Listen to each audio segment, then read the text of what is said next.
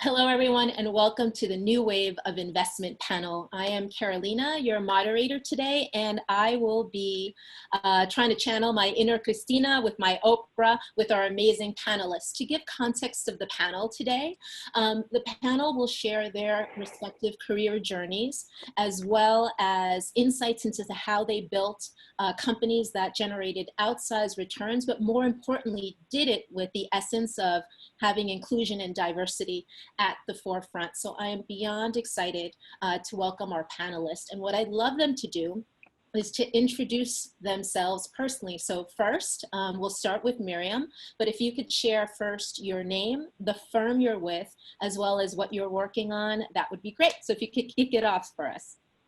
Hi, I'm Miriam Rivera. I'm co-founder and managing director at Ulu Ventures, and we are working on investing, fundraising for Fund 3, and also we have an IPO in process. That's incredible. Can you just remind us what is a fund or a venture capital investing?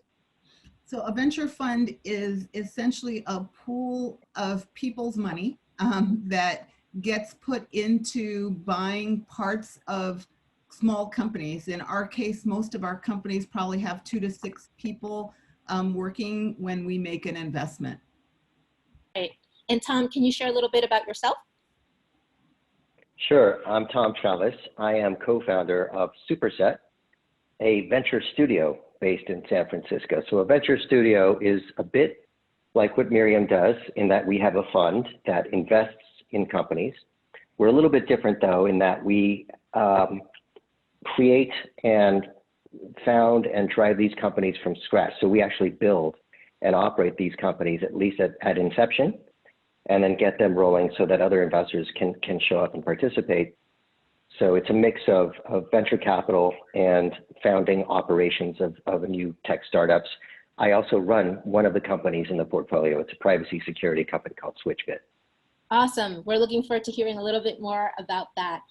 So one of the things I love to share, especially because sometimes I pinch myself, even knowing where I am today, and role models are really important in our community. So I would love you to all share your journeys and kind of your distance traveled stories. And maybe if there are some pivotal moments or key decisions that got you to where you are. So Tom, if you could launch with that question. Sure, Carolina. I'm not sure how far back you want me to go, but I'll just quickly note I'm an Albuquerque boy, born and raised in Albuquerque, New Mexico, Mexican-American, devoutly Catholic family. I'm one of 5 kids. I'm the middle kid. And so that was where I started. I went to college and then graduate school. I started a couple of companies, one that was sold to Microsoft in late 2007, and another one that was acquired by Salesforce in 2016. So I'm a serial tech person. And I guess to answer your question, there's so many decisions that take you in one direction or the other. And for some reason, especially in this pandemic, I've been reflecting a lot lately on how in the heck did I get here? How did that all happen? So too many decisions to pick out of the soup, but one that stands out for me is this decision to go to Stanford for graduate school.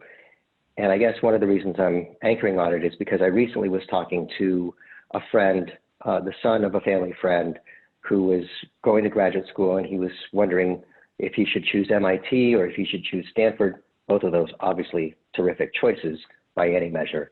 But I asked him, well, what do you think you want to do?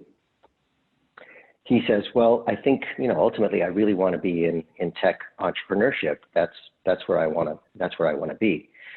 So it's always risky to give advice that's too certain or too categorical in a situation like that. But I told him, like, oh my goodness, if that's the way you tilt, you got to go to Stanford. And for me, going to Stanford, as I map back to my sort of tech career, so many of those moments, so many of those decisions started at Stanford with people who knew people and introductions and connections and teachers that I had, colleagues that I've studied with and whom I've been lucky to work with over the last many, many years. So that was a really consequential decision. I'm going to double click on the Stanford piece. How did you know about Stanford? Well, there are advantages to being the middle kid, and especially to having two older brothers who had gone first. So one of my older brothers had gone to graduate school at Stanford. That guy sort of paved a path for a lot of us in many different ways. So I was comparing notes with Marty, and I remember I went out and visited when I was in college. We stood on the Golden Gate Bridge with this beautiful breeze and the sun shining, and I thought, oh my gosh, if I got into Stanford, it's done. And I actually just applied to a single graduate school, a single program. It was Stanford or bust. Wow, that's an incredible story. I always like learning about how folks kind of chose their respective schools. I'm a first person in my family to ever go to college. And I remember going into the I guess it was called the counseling career office. And they're like, your list is too competitive. You should go to junior college. And the only reason I applied to Cornell was because there was someone who was on the lacrosse team with me, and she was 2 years ahead of me, and I really liked her, and she encouraged me. So it was like that decision that kind of changed the direction of my life. So that's why I wanted to learn more. And Miriam, I would love to hear your journey. So I also come from a family of 5 kids. My mother was mostly a single mom. She hadn't finished 8th grade before she had kids and started a family. When my father left, she went back to work, and she was probably making 1/10 of what my father earned, and he was not supporting our family. So she really emphasized the value of getting an education. I think Tom's also first generation college, and I am as well. And I had a little bit of a head start because I had teachers that encouraged me to apply to private high school. So I went to private high school, and it's interesting that you had a college counselor who also thought you might be applying to colleges that were too competitive. I had somebody who said something similar, but I ended up applying where I wanted to go and just ended up at Stanford sight unseen, actually, in part because I'd gone to a boarding school on a scholarship in New Hampshire in the East Coast, and I thought that I wanted to try something different. And I didn't really know Stanford that well, like in the sense that people would say, are you going to Stanford, Connecticut? And I would say, well, no, I'm going on the other side of the country. But that was really the beginning of a journey that brought me into tech. But my first career wasn't in technology. It was actually working with students as an advisor. And I worked with students first at Stanford that were interested in public and community service careers. Then I worked with students at Foothill De Anza College as an advisor to their return to work for women, and also their equal opportunity programs students.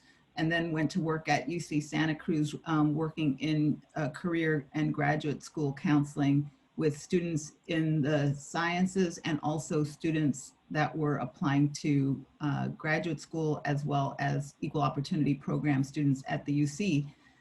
It was only after I went back to law school and business school at Stanford that I ended up moving into the tech sector. And that's kind of, I think, was really made possible by the odd coincidence of just being relatively early in tech. When I went to this high school, I went to private high school, I had 3 years of computer science as part of my math curriculum. So I didn't even know at the time, and again, that wasn't my first career choice, but along the way, I had opportunities to understand the impact that technology would have on business, and that's really how I eventually ended up in both technology and venture capital.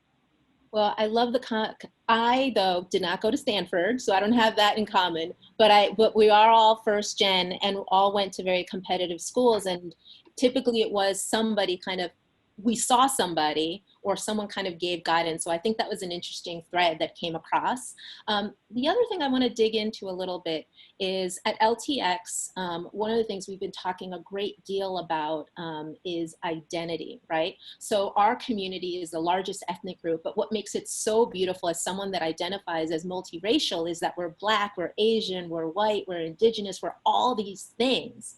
But this is a more personal question. How do you think about your own identity? Because I think in the community, there's so many intersectionalities. And if there was a moment maybe where you were like, you claimed it, because I know there was for me at a particular point in life, having grown up in a predominantly white neighborhood as a kid.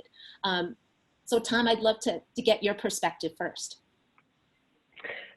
Well, that has been an evolution, right? Because I remember applying to college, there was a little bubble you needed to check somewhere, and the only choice available, as I recall, was Hispanic. You could show up, and that was the term back in that time. Since then, right, I personally have gone through, the short answer is I'll answer to just about all of it. Hispanic, Latino, Chicano, I mean, there's been, and now Latinx. I will tell you that I like Latinx because I'm a contrarian person, so I like, Latinx is a little bit of a contrarian word, and it sounds a little futuristic, in English at least. It's also inclusive. The origins of the word are deliberately inclusive, so I like that aspect to it. But I sort of show up and identify every which way. And I do think that there are worries that I have certain days about some of the big feelings people have about one word over the other, right? As a community, I think we all just need to stand up and embrace everybody else, however they show up and however they like to be named. So, but these days, if I'm tilting in one direction, I probably just keep things simple and call it Latinx. Great. And how about you, Miriam? So I identify as Afro-Latina and Latinx, probably both. Although I was the student leader of the National Hispanic MBA Society when I was, at Stanford Business School. So it's definitely changed, and I think it morphs depending on the era and also sometimes the milieu in which you're being Latino or Latinx. And so now I have been identifying as Afro-Latina since probably graduate school, when I studied with Professor Sylvia Winter at Stanford, who was an expert on Caribbean literature and the study of race in Latin America and the New World, really, also America. And so as I started learning more about the role of race within both the Latinx culture and American culture, I felt that was an identity that was more reflective of my experience. And frankly, more because I grew up on the mainland of the United States, right? In Puerto Rico, we're so many different colors. It's, from the whitest white to the darkest dark person. And it's not such a big part of our identity, our color.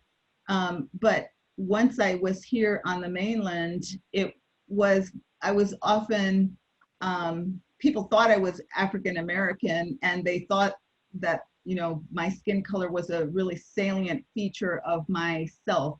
And so I've appropriated that for myself, because I do think it's not as salient as it is in America on the mainland, but it is something that is distinguishing in American, US society. So I want to own that. I love the concept of it's evolved for both of you. And I would count myself in that too, that like when, as an immigrant, growing up in a predominantly white community, I had identity issues, right? I didn't know what I was, and I had spoken English. No, I was learning English, and my dad said to me, he's like, "You are Peruvian," but it was because he was emphasizing the Peruvianness that I own Peruvian, but I wasn't born in Peru, and I haven't grown up in Peru, but that's still part of my identity. So I think it's interesting to see that all of us, this is a very personal thing, and over time it has evolved either through kind of what's the box that you're checking, but also because of our personal experiences, and language is also evolving. So now I want to shift us, now that we got to know each other a little bit better, I want to shift us into the conversation about company building and investment. So there's a lot of conversation about how do we disrupt how companies are built, how do we disrupt investment, and I see both of you as change agents based on the studios you're running, as well as the funds that you're creating. But I'd love, Miriam, for you to start with, what was the catalyst to start your fund? And what did you see that others didn't see? So when I was at Google, and I was the second attorney at Google, and helped to grow the company from like $5 million to $10 billion in a 5-year period. And one of the things that I thought the press completely missed was the early diversity in the company, and that was actually, I thought, a big part of why we were as successful as we were. And some of the ways in which that showed up was we had a group of 13 original vice presidents and founders, and the CEO. And in that group, there were 3 women. There were also 2 immigrants from Iran. There was an African-American general counsel. Our first CFO was Cuban American. Wow. I didn't know that about Google at all. That's like, it was neither did I. we're learning something. Initial culture. Yeah. And that was something that was really exciting for me as a part of the early team there. And in addition, almost every team kind of had this inward facing and outward facing partners leading the teams. And you know, some of these names have become household words. So, for example, Eric Schmidt's right-hand person would have been Sheryl Sandberg, and Larry Page's right-hand person would have been Marissa Mayer. The current CEO of YouTube, Susan Wojcicki, was the right-hand person to Sergey Brin. And it went on just down the line. And I was the right-hand person in legal that really ran a lot of the legal function on a day-to-day basis. And that just got overlooked by everybody. And I think that that also made me see that, and okay, we were growing into so many countries so quickly. And one of the cheats, if you will, that I did was, if we're going to go into Japan, I'm going to hire somebody who speaks, reads, and writes Japanese, you know, who understands the culture. We're going to go into Brazil, same thing in Spanish speaking. You know, if we're going to do business in these places, even though we may use English language agreements, it seemed to me like it's going to be way faster if we are able to converse in the language of that culture and that country. And we could just grow our business so much faster. And I don't know if people realize, but we only raised 1 round of capital, $25 million, which was almost like a working line of credit, basically.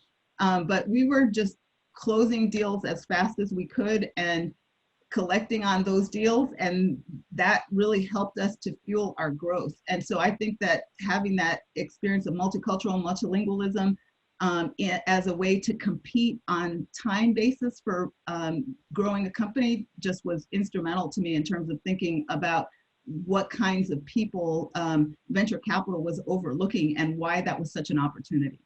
Got it. So that was the insight, and that informed how you went about starting the fund? That's right. Amazing. And Tom, from your perspective, you are spinning out companies left and right through this studio, but was also a very successful serial founder. So would love just to see, what was that unique insight that you saw to push you forward for the studio? Yeah, I don't know. We're going to find out, Carolina, if it was an insight, but for now, all we can call it is sort of a catalyst for me, which was that, you know, after the wrapping up of my last company, I was sitting on the couch and thinking about whatever was next. I love company building. So I was just sitting there wondering, and I said, please God, it's so great. Could there be more than one, right? Do you have to have just a single company at a time? Can you parallelize the effort somehow? So that was the genesis of the idea for, and I didn't know that there was this thing out there called a venture studio. We're not the first. It is early for the asset class for sure, but there were other venture studios headed in some cases by people I knew, and they were very gracious in sort of teaching me and sharing how they were doing it. But the premise was, I love company building. Can we have more of it? And can we efficiently, intelligently scale it, right? Can you, and the other piece of what really got us going was this idea that we could make concrete a lot of the lessons that we had picked up over the course of the last, you know, couple of decades, really building these companies. Could you establish those in playbooks and frameworks and patterns that other companies could use so that you can't make risk go away, but could you take some of the risk, some of the complexity out of the system, right? Could you help other entrepreneurs stay out of some of the ditches you had already been in yourself? Mm-hmm. And so it's a year and a half of proving it so far, but we're finding that's also a very powerful, useful thing. Got it. And so how many companies through the studio have you launched thus far? So we started 6 and are in the process of launching a 7th. So okay. Wow. So that's a good segue in terms of just talking about your own founder journey. It's kind of like interchangeable now. So if to give the audience context, Miriam and Ulu have been investors in one of Tom's companies. And I believe Tom, one of the companies, Escalera, is currently in the portfolio of Ulu as well. So I just love it if you can kind of share like how you got to know Miriam and like why was Ulu a fund that you wanted to partner with. And Miriam, then I'd love to get your perspective of like why you knew that like the company that Tom was building and you bought into that vision and just said that you knew you had to be in. Well, so the inside baseball here, Carolina, is that Miriam and I actually go way back. I've known Miriam for a good long while, and she's married to a terrifically smart and wonderful guy named Clint, who was in my program at Stanford. Oh, wow. And so we've all been sort of gliding in and out of each other's professional lives over a good long while. To answer your question about Escalera, you know, that is a company that I'm very proud to have had a hand in founding and getting going. Part of our model at Superset is that my co-founder Vivek and I will get things moving, we'll help with initial product and customers, we get the ball rolling, and then if we're lucky or good or both, we find terrific teams to come in and take the reins. And that's what's happened at Escalera, which is now under the leadership of somebody named Dane Holmes. But the point of Escalera, the reason it exists is to systematize inclusion through software. The idea was, and I was just reflecting on my personal experience, so we all know that diversity and inclusion matters. What I felt I was seeing, and what I had certainly suffered from just on a personal level as well, was this, you know, companies have this desire to get it right. There's a lot of energy around it, especially in 2020, but it seemed to us that they were lacking the tools to actually, to make diversity and inclusion a regular pattern in their business, right? If you think about the way companies measure the costs in their supply chains down to the penny, and then when it comes to people, oh, that's too squishy, it's too subjective, we can't possibly put the numbers to any of that. Well, I'm a data AI software person, so I look at that and say, no, that sounds stupid to me. I'm 100% sure that there's a lot of this that can be datafied, if you like. It can be measured, it can be quantified in a rigorous way. That's not to say that that's the only basis for making decisions tied to workforce planning, training, employee growth, just by numbers. But it is to say that you have to sort of complete the picture, right? If we're going to get diversity and inclusion right, we have to start with a common fact base, and you have to arm companies with the tools to, again, systematize it in what we think is a pretty innovative way, as we're doing it so far at Escalera. So, and we're delighted and very lucky to have Ulu come in and lead the last round at Escalera. So Miriam and her team at Ulu, I mean, it was perfect, right? Because you want to have, and we should talk more about this, everyone's money is green at a certain point, right? So money matters and capital matters. But at this point, especially, I find it's so much more important to have investors around the table who share your vision, subscribe to the mission of the company in an authentic way, right? And because every one of these company building exercises gets hard. No one goes right to the mountaintop right away. There are going to be some hits and wobbles and gotchas. So having investors who share your values and are calm and have seen that journey before, for us, having Ulu in the boat and as partners in the build out of Escalera just made a lot of sense. Got it. And maybe we can talk specifically about Escalera.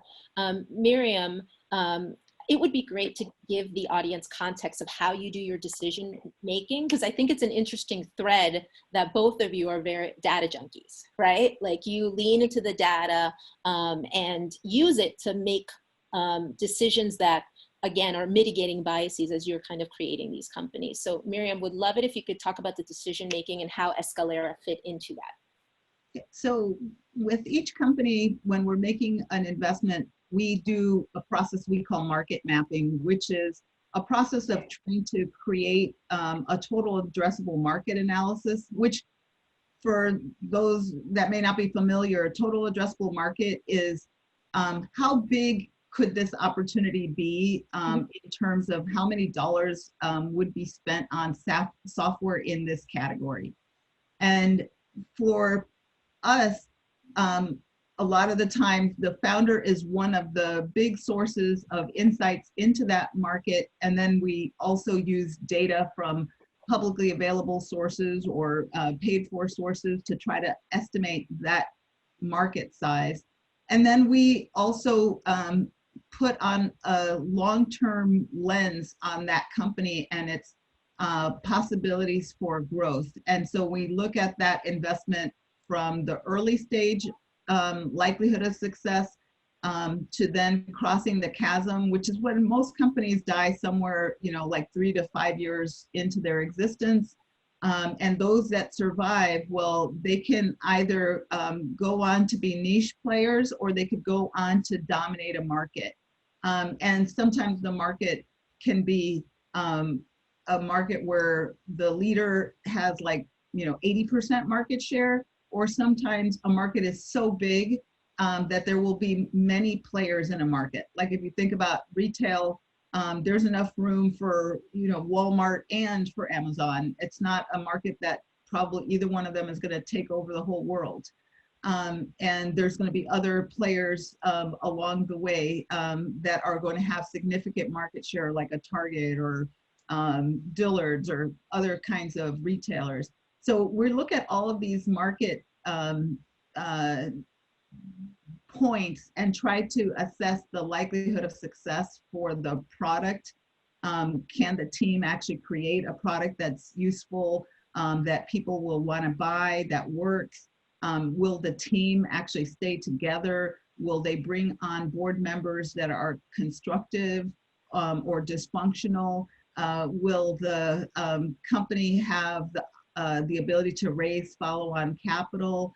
And then, will the market really adopt this way of doing things? We believe that data is so important in making useful decisions around things like diversity, how well we're doing in retaining talent, how well we're doing at developing the skill sets of our people, and that's actually has an impact on the bottom line of a company, and we want to link those things together. So for us, a lot of looking at Escalera was what we do in all cases, but then we're also trying to understand that particular category that they're developing that is a new category, and looking at that team and saying, hey, Dane Holmes isn't just guy that fell off the turnip truck. He's actually been doing this for Goldman Sachs, and he's literally linked the value of diversity to the performance of teams, to the performance of alumni programs, and to the company. And that's what we think people want to do in other companies. So those were some of the factors that went into our decision around Escalera. And just a clarifying question. By the way, oh, go ahead, Tom, please. Carolina, just if I could add a quick postscript. I've been through the decision analysis that Ulu does a couple times. In fact, my last company, Crux, I chased Miriam and clamped down, and I insisted that we do an early version of this very detailed method that they've since industrialized. And it's just so powerful, right? If you think about venture capital and the way things unfold mostly, it's intuition and gut instinct matters a lot, right? When you're starting a company, maybe the market exists, maybe you see the market that nobody else yet sees.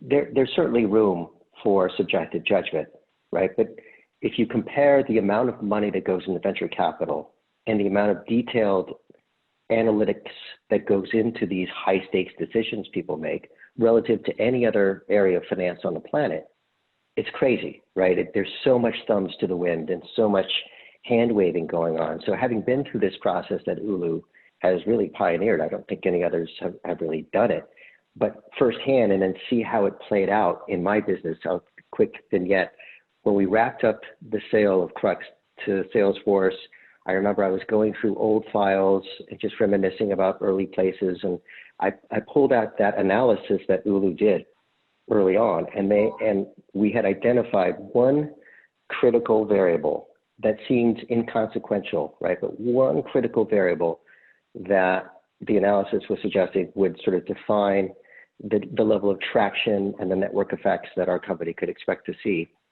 And I will tell you, like at the end of it, like it was just, I was gobsmacked because I had forgotten that analysis. I put it aside for 5 or 6 years.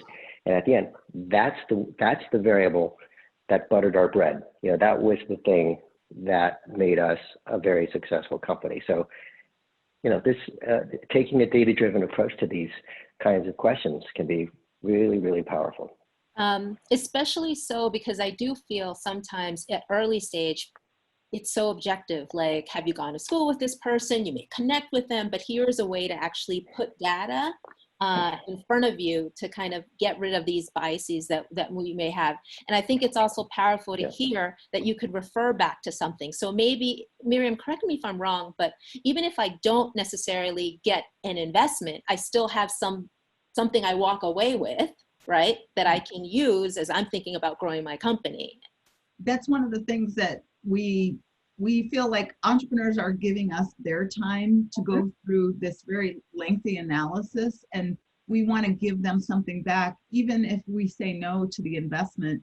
And I think that's both a courtesy, but it's also just trying to create a more transparent view into venture capital. And that's one of the things that we think helps our diversity too. We put out a lot of stuff on our website, like here's the rubric for what we look for in our first meeting. We're going to share our model with the entrepreneurs, whether we make an investment or not, and we're going to go through that model if they would like, even if they didn't get an investment, to help them understand why we didn't make an investment. Now, we have 3,000 deals or so that come in the funnel, so we're probably only doing this something like 30 times a year. But for the entrepreneurs where we've done this process, we give them the model, we go through the whole analysis, our assumptions that are in there. And from time to time, when we think that there's a possibility that they could overcome some of the issues that we've identified as preventing us from making an investment, we'll say, if you think you can do these or these other things within like the next year, come back, because we may be able to actually make an investment if you achieve these milestones.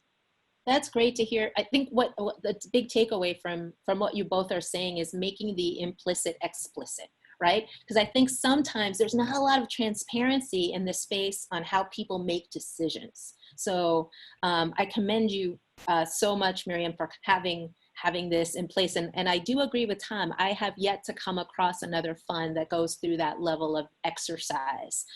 So let's dig into kind of attributes of founders, right? So Tom, you're at Superset putting together and forming teams. And you talked a little bit about trying to de-risk and have playbooks because of your own experience, going through, the winding road of starting and scaling a company. It would be interesting to get a sense of what attributes do you look for when you're doing the team composition? Sure. So if we're looking at founding teams, typically, but not always, we prefer to find pairs or even triplets of co-founders. If there's a single, obviously there are plenty of cases where a single founder can carry the company forward and achieve great success. More often than not, you have one or two founders, ideally two, and I found that in my personal life, right? I have this co-founder, in fact, I've worked with for a long time. We complement each other, right? So one of the first things we're looking for is complementarity in the founding team. If you're doing like a deep tech project, 2 or 3 super techies without somebody who is talented at marketing, product, and sales, well, that's not going to get you all the way there. And it's not to say that it's an unsolvable problem, but we have to attend to it, right, as we're forming the team. So complementarity is key. Intelligence and a good idea matters, right? We believe good ideas still matter quite a lot. As much as we focus on de-risking projects and creating tools on the execution side, you still have to have a good idea, right? No amounts of terrific execution is going to make a crappy idea successful, or at least successful to the degree to which we want to invest our time and our sweat and our capital. So good ideas matter. And then I think, the third key thing, and it's probably the most important, is you have to have founders who care deeply and have the sturdy kind of business constitution that's required for company building, right? I think a lot of people, especially younger folks, have watched the movie, they see the hackathons at midnight, people doing shots, and then everybody's rich, and then they say, oh my God, that's awesome, I want to do that too. It ain't like that, right? I mean, it's days and weeks and months and years of soul-sucking, pride-swallowing pain, right? It just is.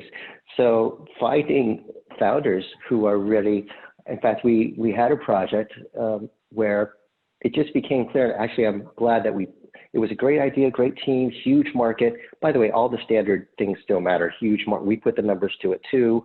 How big is the market? How defensible is the technology? All of those considerations. But 2 co-founders who it seemed to us were doing this because it was a way of social proofing themselves with their cohort. It wasn't clear that they actually cared deeply about the mission. And it was especially worrisome to me that I just didn't see that they were the kind of co-founders who were going to die with their gun in their hands, right? You need to have founders who are going to care deep, stay up all night long and bleed for their companies. I believe this. So that's the key third criteria we look for. And how about you, Miriam, from Ulu's side?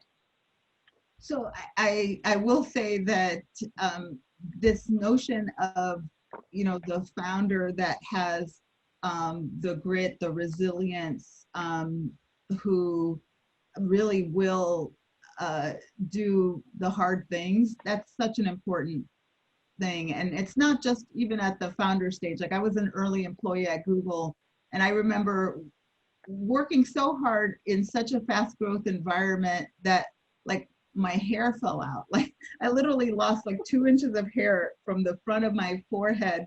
And fortunately I grew back. But it was that kind of an environment. I think a lot of people think startups are all about power, control, and money.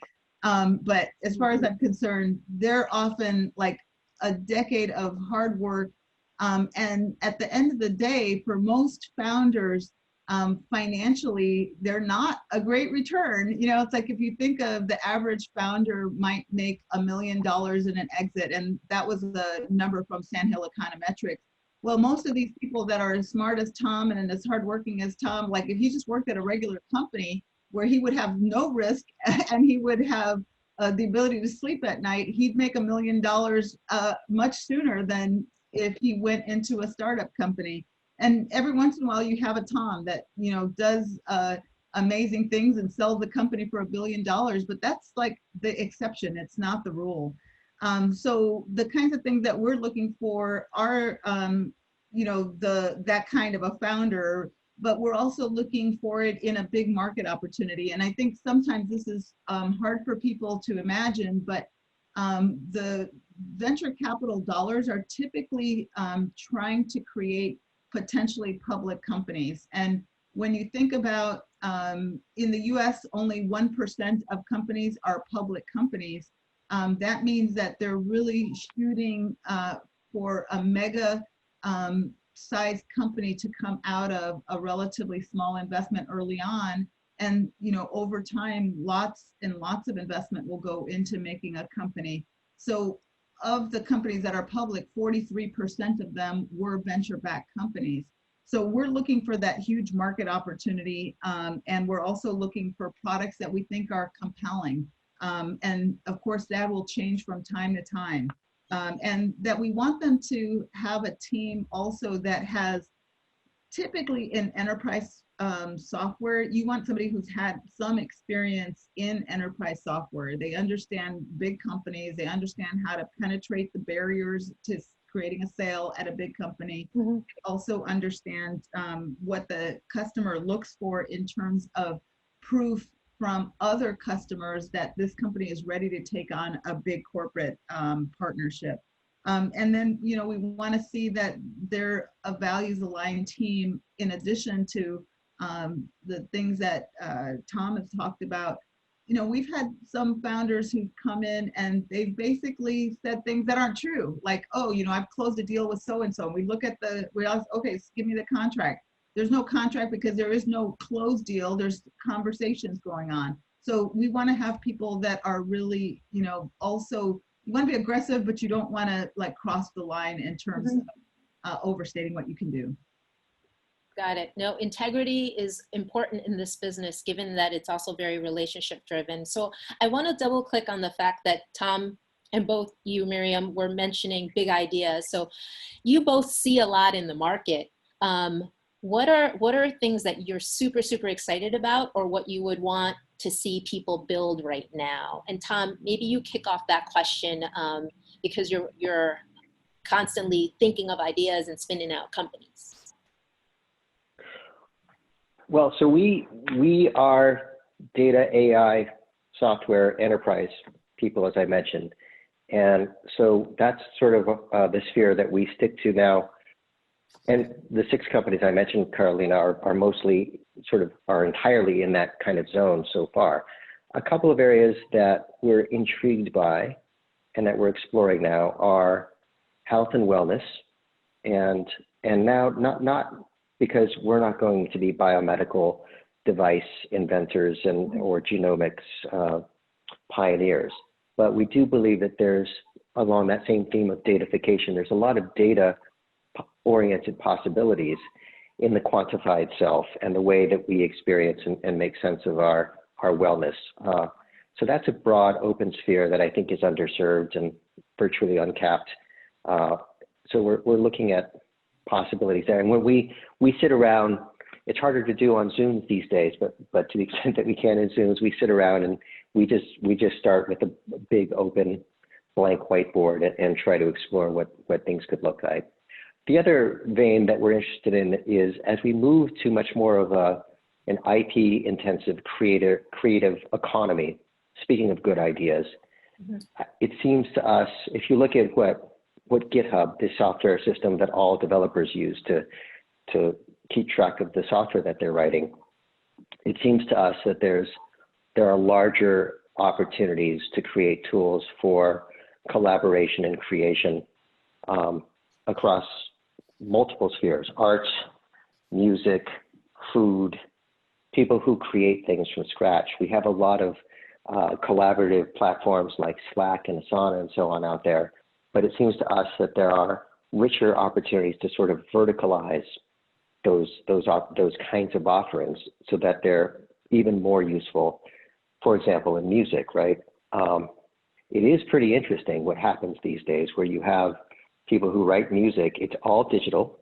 It's mostly happening on laptops. By the way, in the middle of a pandemic, nobody needs to go into a music studio anymore to record anything because, again, it's just so heavily digitized. There's an example of a space where the tooling that creators use to collaborate is so sort of 1992, 93, it's crazy, right? It's just like 3 decades of, where every other space, by the way, the tooling that we have for software, to my earlier example, has advanced and turned multiple times. So, tools for collaboration and creation in the new normal, and I think post-pandemic, we're all understanding the things that we can achieve, right? Business continues to roll forward as we carry on in dialogue on screens like the one we're having now. So that's another broad area of opportunity we're looking at. Great. And Miriam, how about you? So we tend to be a bit more generalist than I think Tom's venture studio, although smart data is one of our biggest investment areas and thesis. But since he talked about that, I'll talk about some of our other areas of investment. And one of the things that we look for is laggard industries that have been slower to adopt technologies and that are beginning to do so in greater ways. And so, for example, we have moved into areas like agriculture at times or education at times where people just haven't really utilized technology compared to labor in the past. And we also have entered into blockchain in a pretty significant way. We see the blockchain as really enabling new kinds of relationships and transactions to occur with a lot less cost because you don't have all these verification processes that are involved, for example, in fintech, when you're making a mortgage, for example. We have a company that is doing home equity lines of credit, and then they're securitizing those home equity lines of credit on the blockchain. And part of what's happening here is that before, people used to have paper and or digital mortgages or loan documents, and somebody would go in and physically sample a variety of these loan documents and say, hey, this person has a loan at this rate and this person is paying on time. And that was all happening through some sort of human intervention. Whereas when you have it on the blockchain, hey, I can see that the payments have been done because that's also visible to me on the blockchain. It's visible to me what these documents are, and I know these loans are in good standing. So they've been able to now sell those home equity line of credits to investors without having all the cost involved of doing that kind of diligence. And we think that that approach is going to just take over so much of the way that we've done a lot of lending and financial services. Great. So we're almost at time, but I wanted to close up with one last question because we talked about your career journeys, as well as what you're seeing in your respective firms. One thing that I've been thinking a lot about now, we're in the middle of pandemic. There's a lot going on with elections and racial and social justice issues, right? So we are in a crazy, crazy time. How do you manage your respective mindsets, right? That's something I've been thinking about, especially as Tom says, if you're an entrepreneur, you gotta bleed. So I'd love to get your perspectives on just your routines. How do you manage your mindset? How do you kick off the day? So Tom, why don't we start with you? Oh boy. Well, look, I am a creature of routine, like you can't believe, Carolina. So I have my, and they nourish me and they center me and they keep me going the way I need to. So I wake up in the morning, I have I stretch in a certain order. I have a little, I have my double cappuccino, and I do things in a certain way that makes me feel like I'm off to a good start for the day. I like to play the piano, and I like to sit down for at least 10 to 15 minutes and try to just sight read some Bach, because I find if I can sight read Bach for 10 or 15 minutes in the morning, everything else that's going to happen later in the day is probably going to be easier or feel a little easier.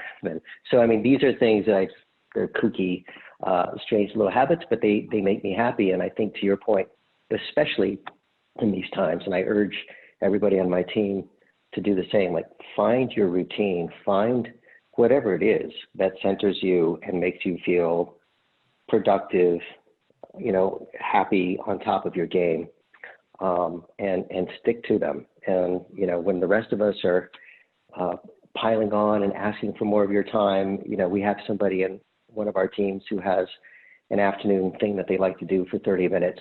And we all understand you don't call him during those 30 minutes because he's taking time to do what he needs to do. So whatever those routines are, and I don't think that there's like a global thing. Everybody on Business Insider, you read these articles, everyone's trying to crack the code for success. What does Jeff Bezos do? And what is, what does Elon Musk, what fruit does Elon Musk eat? The point is to have your own routine, define your own, path, and then just do it. Got it. And how about you, Miriam? So I have a few different things that I do. Some of them are spiritual in nature. So during COVID, I normally attend church, for example, but I'm not physically attending, but I was reading daily from some book of prayers and meditation. So I find that to be personally a good way to start my day. I also try to have ongoing conversations during COVID with my good friends. So like, in fact, I even started this, what I call walk-in talks with friends that I'd fallen out of touch with just because we're texting back and forth. And like now on Saturday mornings, like from 8 until 10, I'm talking like two of my best high school friends or my college friend or my graduate school friends. And I'm going for that walk, but I'm talking on the phone and hearing their voices as opposed to just sitting in front of and text. And then I'm also try to get exercise on a regular basis. And unfortunately, the smoke kind of broke my routine around that. But I've started, as soon as it stopped being smoky, to just kind of get out there and start walking again. And I'll start running again soon now that I'm, building up my endurance from walking. Yes, no, I think routines, and like, I really appreciate what you both said. It really depends on what speaks to you and leaning into that. We are at time, and I just want to say thank you so much. I hadn't shared this before, but both of you are role models for me, because sometimes if you don't see what you can be, it's hard. So thank you for showing up and showing us what we can be and what we will be. So I appreciate you both. And that's it. Thank you so much for this panel. Thank you, Carolina. Bye-bye. Thank you, Carolina. Bye-bye. Bye-bye.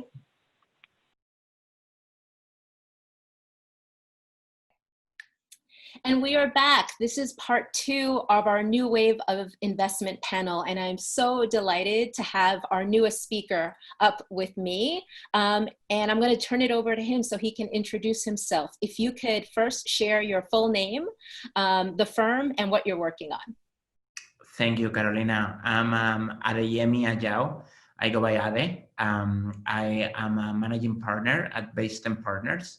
And we are working on investing on automation for the real economy, or what we also call problems for the 99%, which is really how technology is going to touch all the old school sectors of the economy, from agriculture to waste management or food logistics. And we early stage companies, Seed and A, worldwide. Worldwide. Okay, well, I'll touch on that a little bit later. Given the pandemic, I'm curious to know how you do business through Zoom investing worldwide, but we'll get back to that. The way I want to structure our conversation today is do a little bit of the personal and then talk about the professional. So with the personal, I'd love to hear, because we know each other a little bit, but I actually don't know your origin story. So if you could share with our audience here just a little bit about your origin story and then maybe some key defining moments to get you to where you are today. Absolutely, thank you. So, you know, as you can tell from my accent, I grew up in Spain. And as you can tell from my name, I'm originally from Nigeria. So I spent the childhood in between Nigeria and Spain. And essentially, I'm an entrepreneur turned investor. I participated in 3 companies before I started investing. The first one was back in Spain when I was a college student. Together with 2 childhood friends, I launched a website called 20. This is back in 2005. It was a social network. At the time, the largest social network in the world was MySpace. And we ended up becoming the equivalent of Facebook in Spain. We ended up selling that to Telefónica, which is the largest telco in Spain. And it was a very transformative moment for us. We were, I think, 26 years old when the company got acquired. And I essentially decided that I wanted to try and do it again, but this time in Silicon Valley, which is what led me here now 12 years ago, originally to study my MBA at Stanford. But essentially I used those 2 years to meet a set of wonderful people and pitch about 40 different ideas, out of which 2 ended up becoming real companies. One in Latin America, that is today Cabify, which is essentially Uber for Latin America, with my friend Juan, who is the CEO and is doing a fantastic job. And the other one identified, which was a business in San Francisco applying machine learning to recruiting. And that I ran together with my friend Brendan for 4 years until we sold it to Workday in 2014. And that was a key defining moment for me, because I had been now 10 years being an entrepreneur with 3 different businesses. But on the side, I had started investing. Initially my own capital, and a few companies that ended up doing quite well, both in Latin America and the US, like Instacart or Rappi or 99 Taxes or Dollar Shave Club. And I found that investing was the second best thing to starting your own company. And I decided to go at it full time. Workday, after buying my company, gave me the opportunity of starting Workday Ventures within Workday. And that was our corporate venture fund. And thankfully, my first investment was in a company called Jobber that was run by my now partner at Based-In, TJ. Oh, wow, I didn't know that. There you go. When we met, I was his investor and he was the entrepreneur, which is funny because he has way more investing experience than me, having worked at Excel and Cotu and Summit. But he also became our first exit for Workday Ventures 2 years later. And we got to know each other very well. And we were like, you know, we look at the world very similarly. And we think there is an opportunity to do a different kind of VC. And that was the origin of Based-In, now almost 4 years ago. Wow. And remind me, when you raised the first fund, how big was the first fund and how has it evolved to the second fund? So the first fund that we started deploying in May of 2017 was 137 million. And the second fund, which we started deploying 9 months ago in January, is 250. So I'd love you to share a little bit more about, you mentioned AI automation actually, around businesses for the 99%. Can you share a little bit more and elaborate on how you think about investing and maybe the themes that you're focusing on and a little bit more about your process? Absolutely. So we are a very process-oriented and theme-oriented firm, which is unusual for early stage investors. And in particular, you know, we pick it's actually very simple in conception. It might be a little bit more difficult in execution, but we just try to think about what are big problems that are actually going to affect everyday people. And we start with very basic things like eating or moving from place A to place B. And then we try to go a little bit deeper of like, okay, let's assume that eventually a big part of that process is going to be automated. Let's look at what are the companies that today are big in that particular sector, both technology companies and not technology companies. And let's look at the gap. But that sounds pretty simple, actually entails us talking to anywhere from 50 to 300 companies per sector. And when I say a sector, that can be not something as large as food, but more something that will be described as cold food storage. In that level of detail. In restaurants. And it varies. Usually, you know, we tend to start out pretty naive. Like I remember the first time Tia and I sat down to research a sector, it was logistics. And we're like, oh, we're going to know like more than anyone about logistics. And then, you know, a year later, we're like, actually, we have about 17 different sectors that are all logistics, and there are probably more than 30. So let's focus on a couple, which is very humbling in a good way. And the thing is, and our core belief is that if you're really going to partner with someone that is trying to transform something as core to the human experience as food logistics or waste management, you really need to do work in actually understanding what that business is about.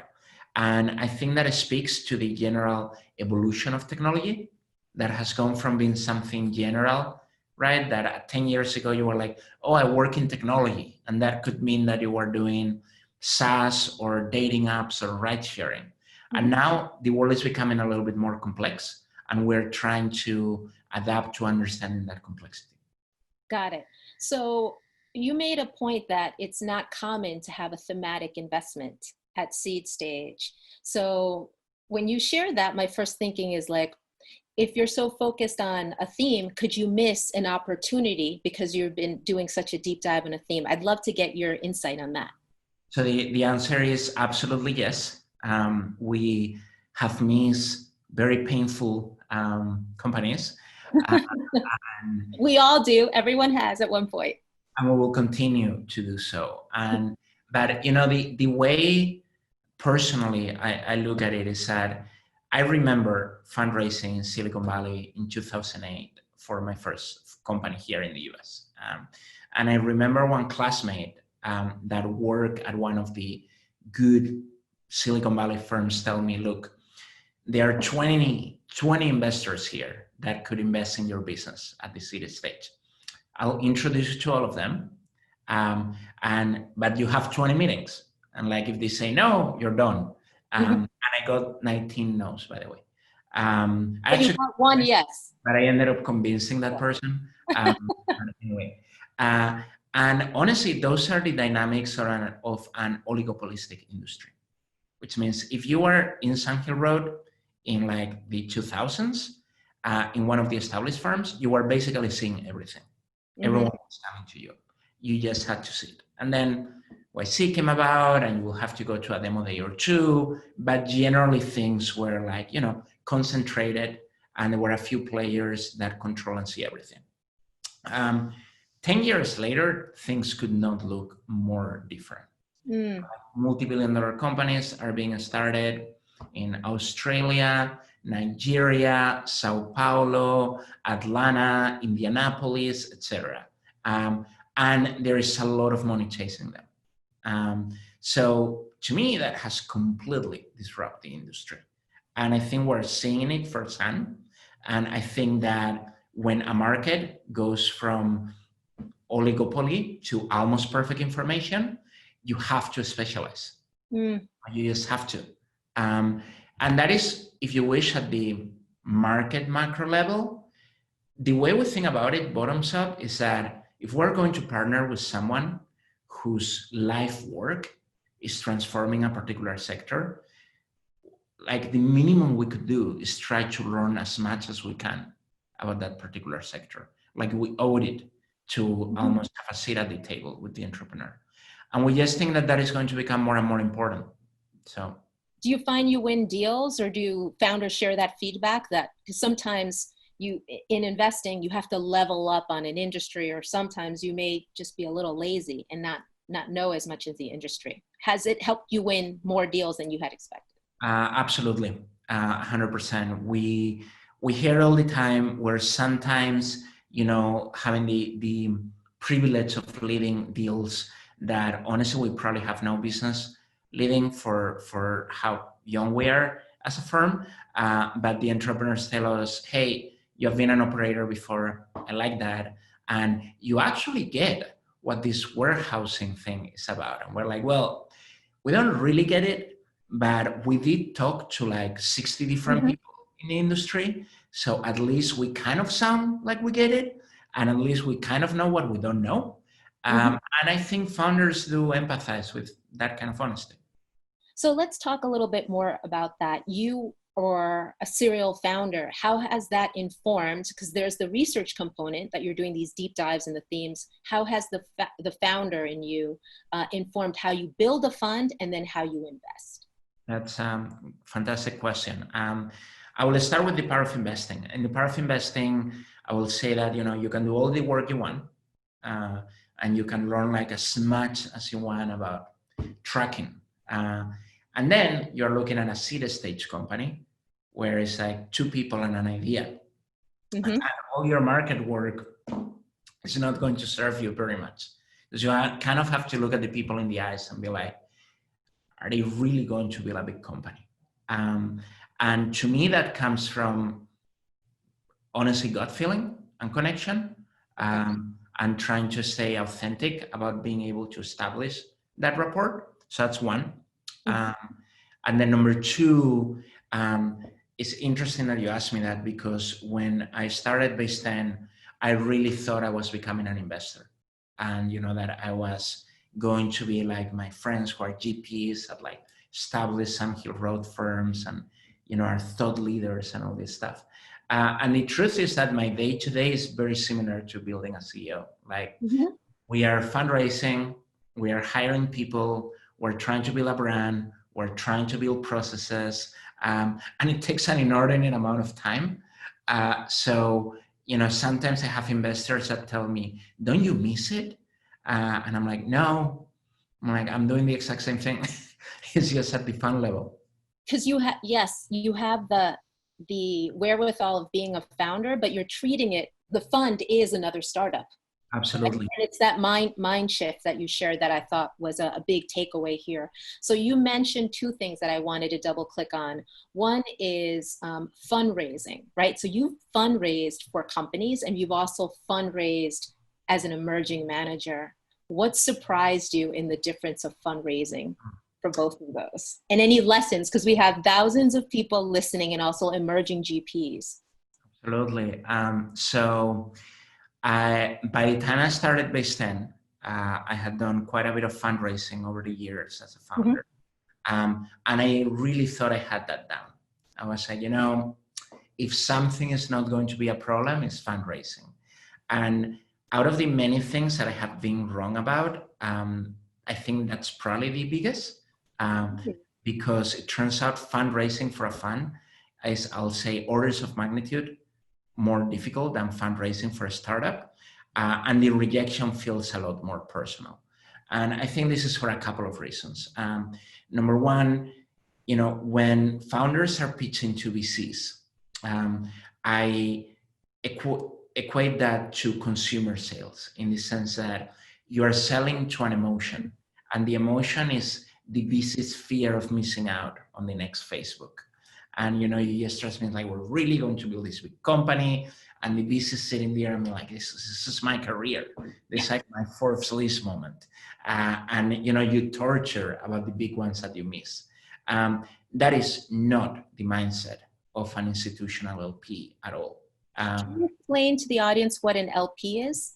It's a limited partner. Those are essentially the investors on the investors, investors on VC funds. And they're very institutional. They have a very long-term horizon. They're endowments, they're pension funds, they're foundations, they're family offices that have multi-generational wealth, and they think about things in decades. You know, a lot of them have a mission to fulfill, and they want to make sure that whoever they're partnering with is going to be a good steward of their capital for 10, 20, 50 years.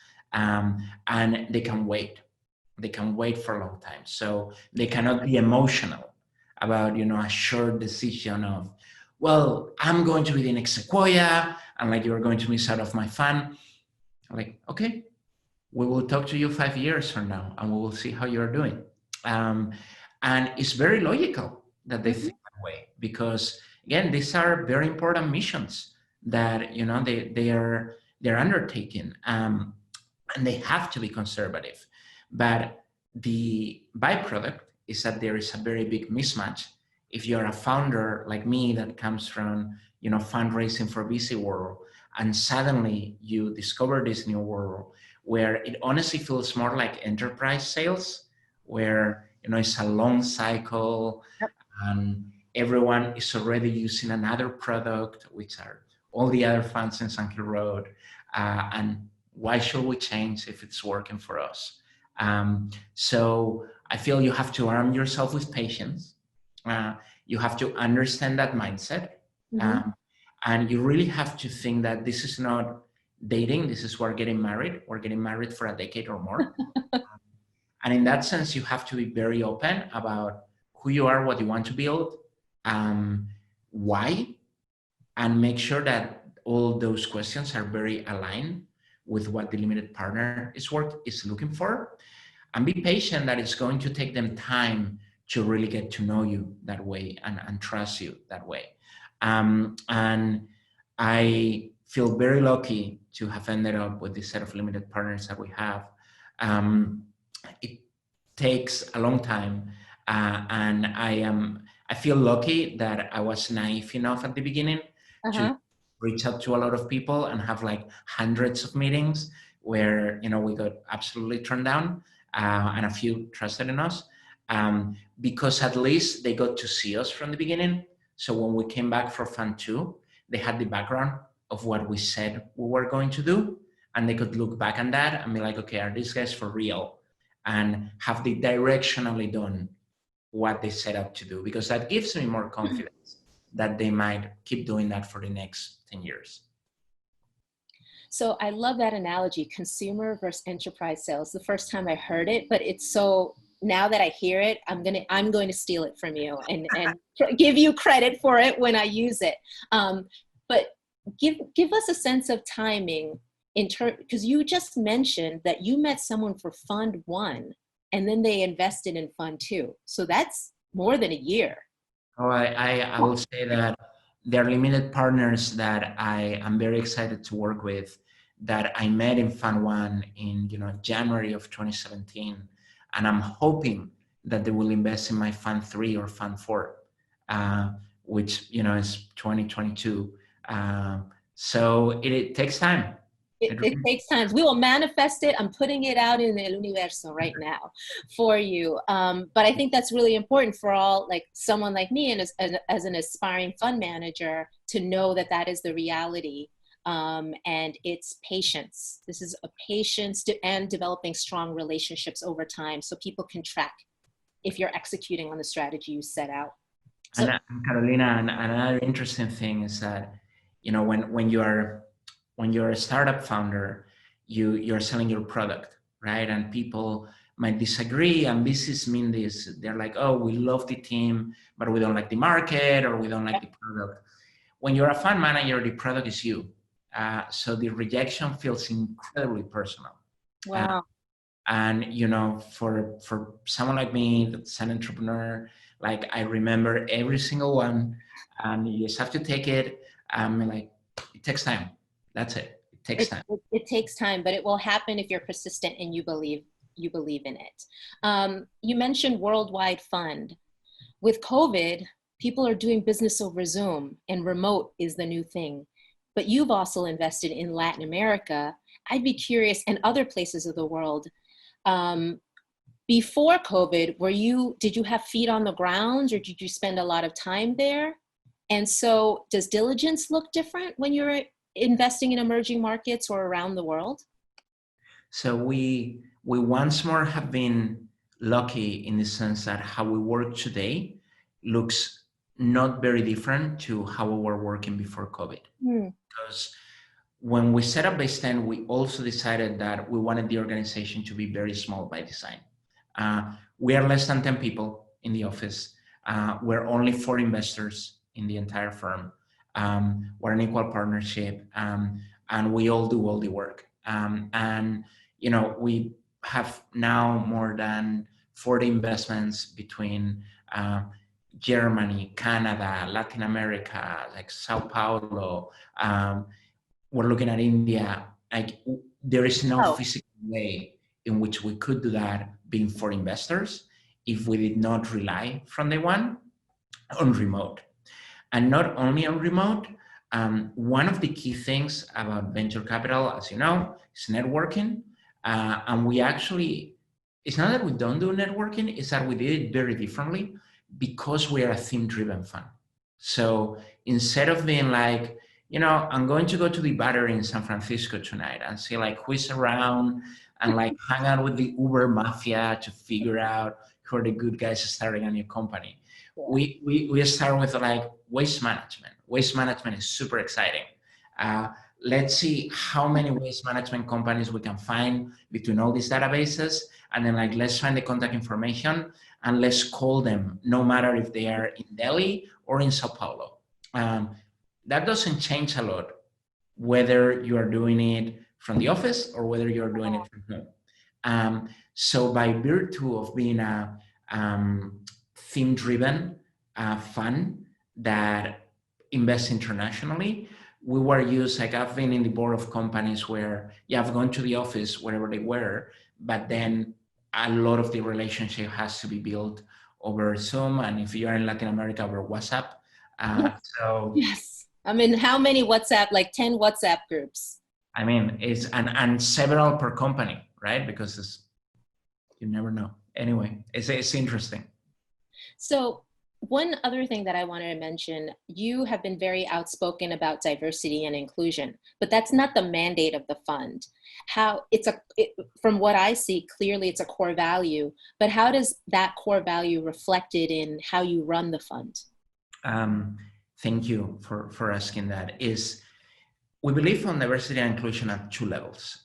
One is that we believe that the main reason that we don't see more companies being funded, led by diverse talent, is a byproduct of the current networking system being broken, not for a lack of talent that is tackling on interesting problems. So when we thought about that, we actually thought that by being a theme-driven fund and starting with what are interesting problems, and then let's try and talk to everyone who is solving them, no matter where they are, we were going to eliminate a lot of the initial, quote unquote, broken algorithm of, well, if I'm in Silicon Valley, I can only meet Silicon Valley people. So if they all look a certain way, that's not my fault. So we wanted to prove, and this since the beginning of Base 10, that yes, by virtue of doing that, you are going to end with a more diverse portfolio, even if you did not have that on your mandate. And that the reason that was a very good idea is because essentially you are going to be tapping into a bucket of talent that other people were not looking into. Yep. And that was just very good business. And that's what we told all our LPs. It's like, hey, like, this is about financial return. And by discovering these pockets of hidden talent, we are going to get really good financial returns, because we are not only going to be right, but we're going to be right on non-consensus. Now, there is a different level, which is what we believe as a firm. That is not a matter of returns or even mandate, but more a matter of justice. And generally what we believe is that for all of us who are part of the system, if we come to that realization that the system is broken, we have a responsibility to do whatever we can from our vantage point and platform to try and fix it. And it's only going to work in a collective action level. So what we have been thinking about that on Base 10 is like, hey, we are definitely part of the problem. Like we could be doing a lot more, but we're going to try to be very outspoken about what we are doing internally to try to be better, and who we're talking to that is ahead of us and we're learning from, and we're hoping that others do the same. Got it. And I know you recently had, you're going to be deploying some money into nonprofits through some of the returns. Can you share a little bit more about that? We call it our diversity pledge, and we are starting with 1% of all carried interest and management company profit every year to be deployed towards different organizations. And honestly, we think that's a floor, and we'll go up from there. And it all comes back to what we were just talking about, which is, hey, wherever we are as a platform, we have a responsibility to do more and more.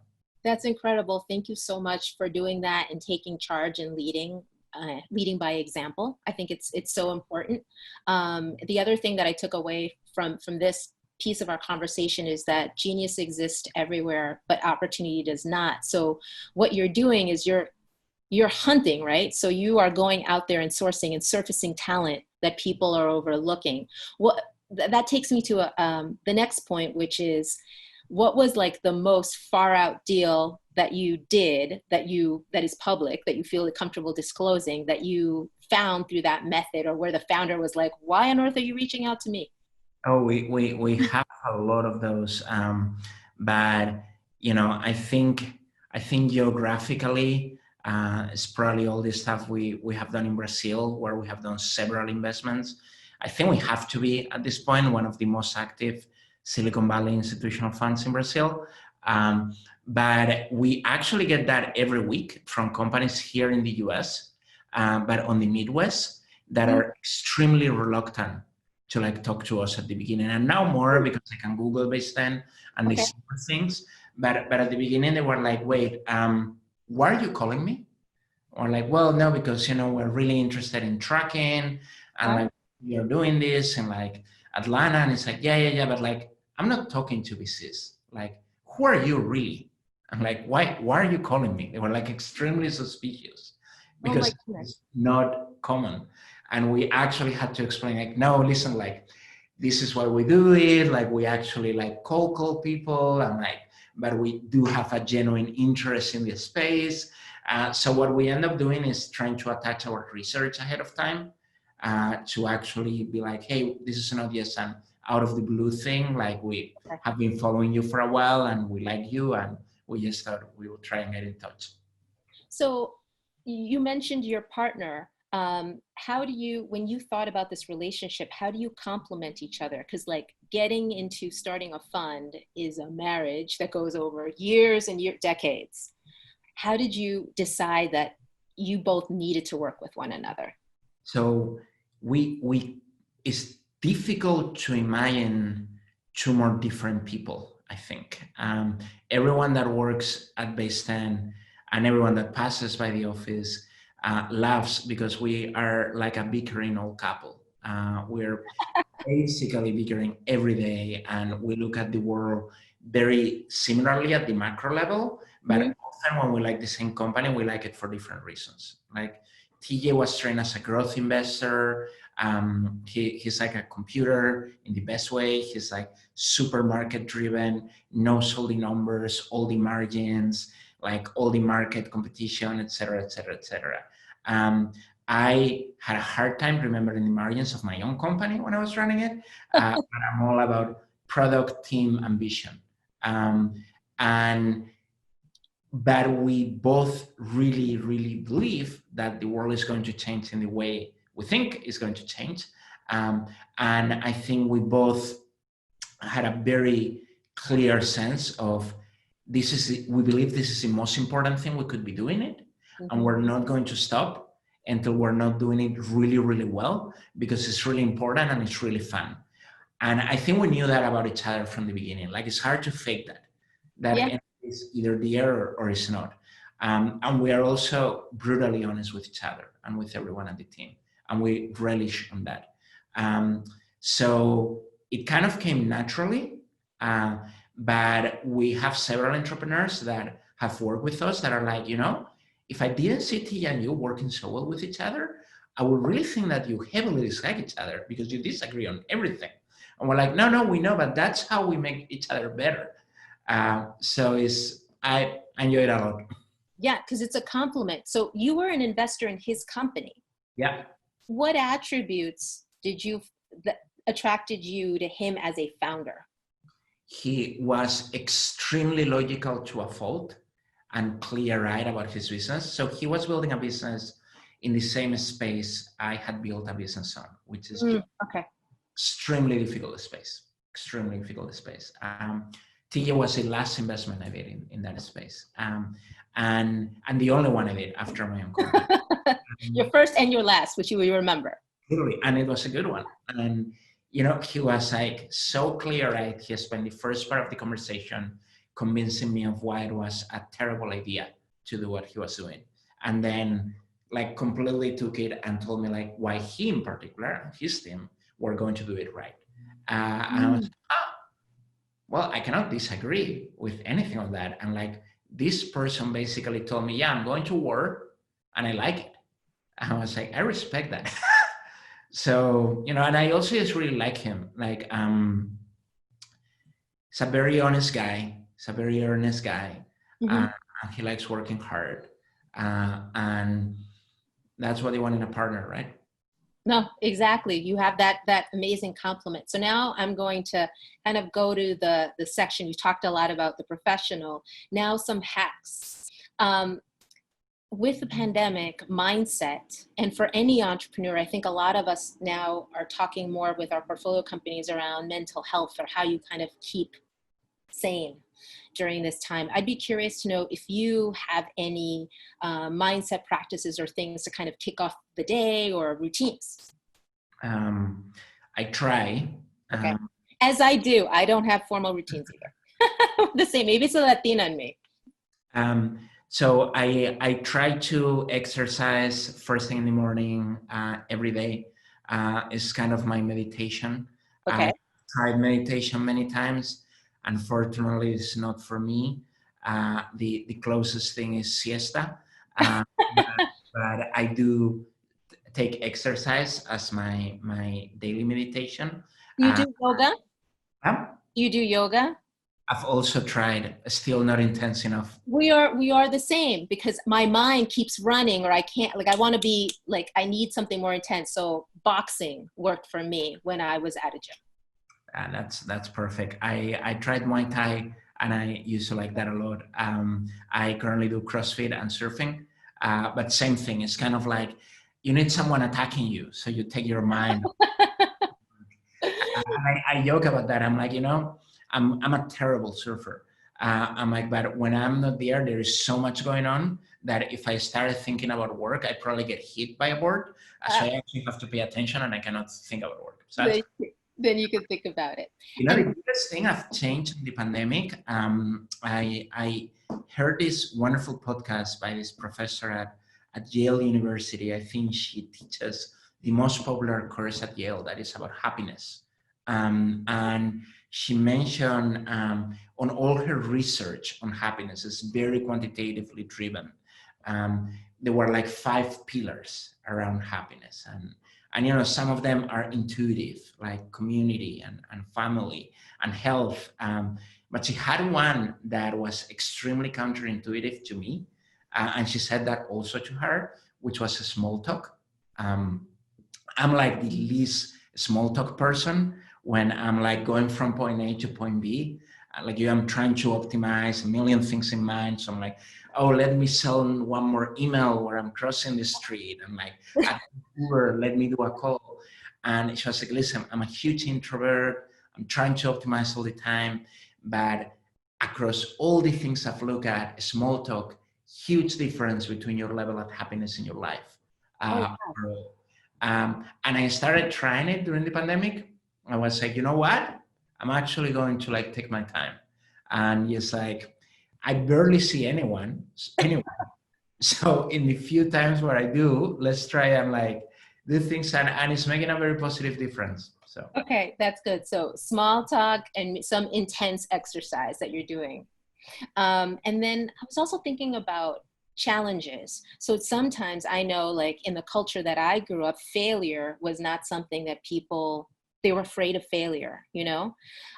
So I'd love to just hear, what was your biggest professional challenge?